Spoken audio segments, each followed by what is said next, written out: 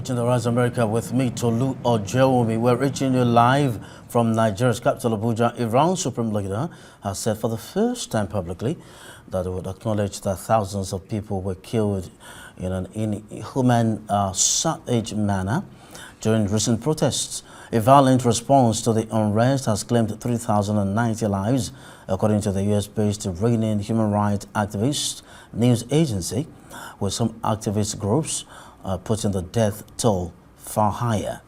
An internet blackout has made it extremely difficult to get clear information. In a speech, Ayatollah Ali Khamenei blamed the US for the deaths.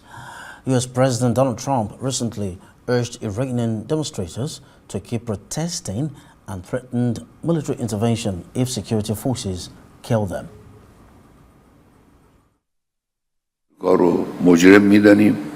We consider the President of America guilty, both for the casualties and for the damages and for the accusation he made against the Iranian nation. Drawing on my more than 40 years of experience leading the Islamic Republic, I state definitively, the US's goal is to swallow Iran. The nature of this sedition was American. It was clear that the Americans planned and acted. This isn't about the current President of the United States either. It's about the person who is the president now. It's about American policy. American policy is that they can't tolerate a country, Iran, with these characteristics in such a sensitive geographical location, with these capabilities, size, and population. They can't tolerate such a country with the advancements it's making, scientifically, technologically, in various sectors. This is not tolerable by the Americans. Since the beginning of the revolution until today, this dominance that they, Americans, had over the country, Iran, which was eliminated by the people, by the youth, by all segments of the people across the country, under the leadership of the great Imam, Khomeini. From day one, they have been thinking about reversing it, meaning placing Iran once again under their military dominance, their political dominance, their economic dominance. That is the goal.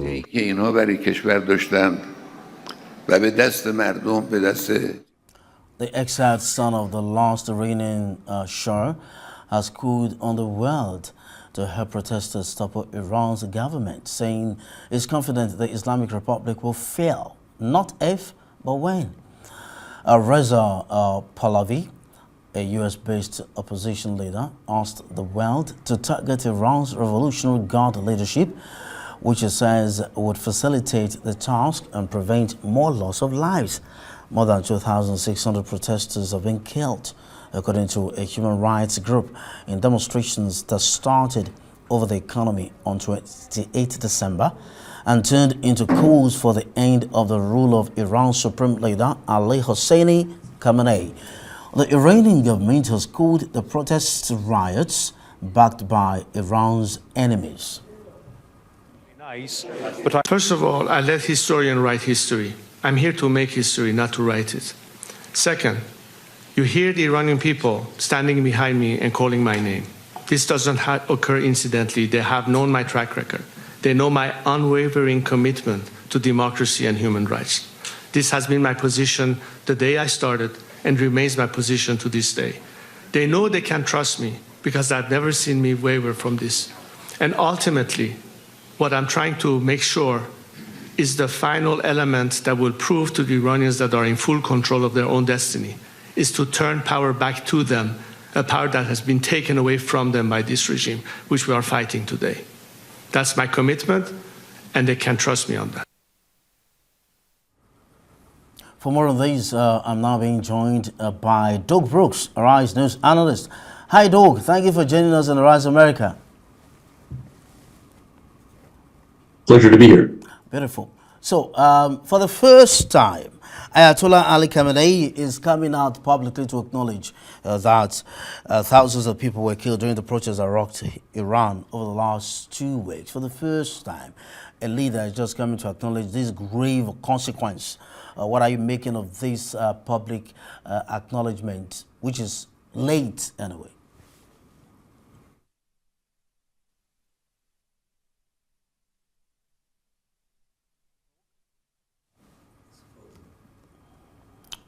Oh, We'll get back to you as soon as we can. I think we have a technical glitch right there. Moving on, China and Canada have announced a preliminary trade deal following landmark talks in Beijing.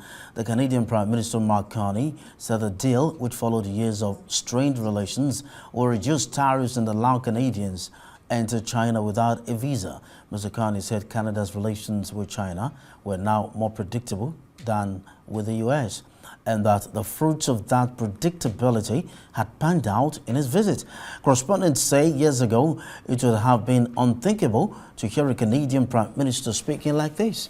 But this is the nature of the meltdown Canada has had with the Trump administration.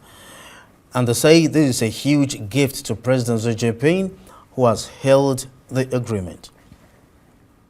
And in order for Canada to build our own competitive EV sector, we need to learn from innovative partners, access their supply chains, and increase local demand.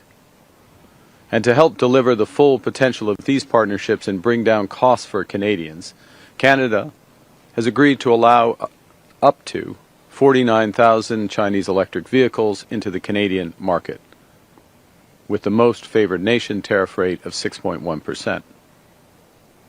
This is a return to the levels that existed prior to recent trade frictions. But it's a return under an agreement that promises much more for Canadians. It's expected that within 3 years, this agreement will drive considerable Chinese investment in Canada's auto sector, creating good careers in Canada and accelerating our progress towards a net zero future and the auto industry of the future. With this agreement, it's also anticipated that within 5 years, more than 50% of these vehicles will be affordable EVs with an import price of less than $35,000.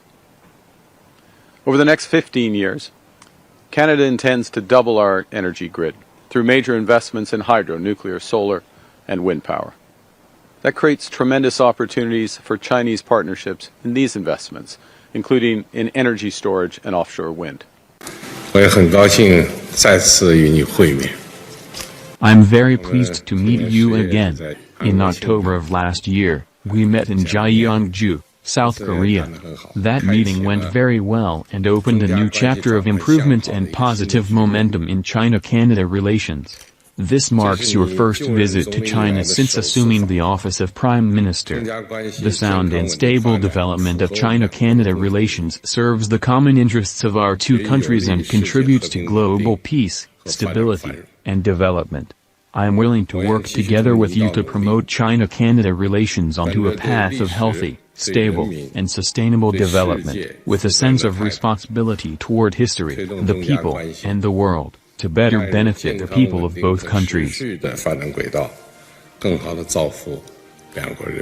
Thank you, President Xi, for your hospitality, for the warm welcome that's been extended to this delegation, and for the opportunity that our partnership brings to both our peoples, and I would suggest as well to the world.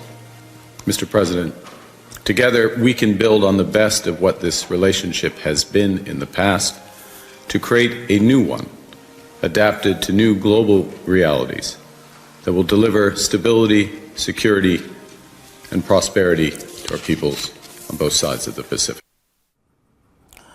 Doug Brooks is right back with us to discuss Iran and developing stories.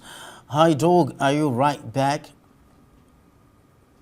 Yeah, I think we're back here now. I mean, coming from Washington, D.C., you think the internet would be a little bit stronger. Thank you very much indeed. Okay, so Ayatollah has come out to confidently, shall I say, acknowledge that thousands were killed in the protests, blaming U.S. President Donald Trump, and as a matter of fact, calling him a criminal. That's using his word right now, and asking for the punishment of the protesters. What's your opinion? Well, obviously, a lot of Iranians have died in this uprising, and this is perhaps the biggest one they've had in many years. And it has made a threat to the regime in Iran. Now, this has been spurred along by Trump, President Trump here, has made threats and to the regime, and also said that the uprising should continue and essentially grow. So that has perhaps given some courage to the Iranians, but there doesn't seem to be any sign from the United States that they're going to follow up on their threats, that they're going to attack any Iranian targets. So much of it seems to be bluster from Trump, and one has to wonder if this is not creating unnecessary violence inside Iran. I mean, I think the United States would love to see the Iranian regime fall and something more democratic replace it. But the way that it's being done by Trump is problematic. Now, Doug, another senior Iranian cleric has demanded the execution of the protesters. This is in keeping with the patterns in Iran. I mean, how do you view this? Yeah, that is problematic, and this is sort of indicative of the kind of regime that's in place, that it's actually willing to murder its own citizens just to keep its power. We hope that's not true. The numbers that we've heard coming out on how many people have been killed in this uprising range from 3,000 to 20,000. And if they're going to start executing everyone who rose up against the regime, that's an awful lot of people. I mean, that is criminal, very criminal. And it's something that I think the rest of the world needs to take notice on. Okay. Now, if you look at it, the U.S. is fighting on different fronts, on multiple fronts. How does a man survive fighting too many enemies at the same time? How does a country like the U.S. survive fighting too many enemies, uninvited, unprovoked, at the same time? That is a really, really important question, and it's something that the U.S. population needs to recognize. President Trump has, of course, attacked Venezuela and removed the head of state, but not the government in Venezuela. He has been threatening Greenland, of course, which is a part of a NATO country, Denmark, and that has, got the ire of the rest of NATO. And so other countries are actually putting troops into NATO to make sure they're into Greenland to make sure that Greenland is not attacked by the Americans. But Trump has also said things about Panama, about Cuba, and then when this uprising started in Iran, Trump promised to attack the leadership in Iran as well. Now, the U.S. military is very capable; it's very large, but it can't be everywhere at once. And certainly, I think you really have to ask a question of whether attacking a country of 90 million people, even if it's just against the leadership, is a wise decision. I think Trump has sort of bitten off more than he can chew, and of course, a lot of this may be just a distraction from the Epstein files, which, of course, are these files that are being released that may show that Trump has actually engaged in pedophile activity in the past. He's very frustrated with that. A lot of the files that were supposed to come out by law have not. In the meantime, Trump has done a whole number of deranged actions, from threatening a NATO country to saying that we're going to attack a country of 90 million people. So it's all very disturbed and disturbing from a U.S. perspective. And a lot of it really just goes right back to the White House and what's going on there. And it's all very, very problematic. Thank you very much indeed for joining us on our Rise America. Doug Brooks, we appreciate your time.